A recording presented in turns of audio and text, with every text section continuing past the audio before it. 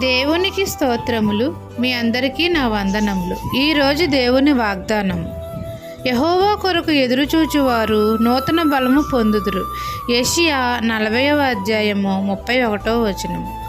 భూదిగంతములను సృజించిన యెహోవా నిత్యుడగు దేవుడు. ఆయన నిన్న నేడు రేపు ఏకరీతిగా ఉన్నవాడు అనువాడును. దేవుని కొరకు ఎదురు చూస్తే మనము దేవుని యొద్ద నుండి నూతన బలము పొందుకుంటాము. సొమ్మసిల్లిన వారికి బలమిచ్చేవాడు ఆయనే. శక్తిహీనులకు బలాభివృద్ధి కలగజేయువాడు ఆయనే. ఆయన సొమ్మశిలయుడు అలయుడు. ఆయన అధిక శక్తిమంతుడు, బలవంతుడు. తండ్రి యందు నమ్మిక ఉంచితే బలహీన సమయంలో మనకు బలము అనుగ్రహిస్తాడు.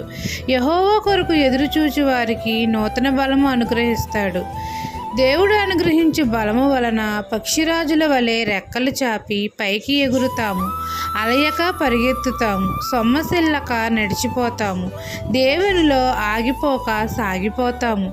ఈ దిన వాగ్దానము నా జీవితంలో నెరవేరాలని కోరుకుంటూ దేవుని సువార్త పరిచర్యలో మీ సహోదరి. ఆమెన్.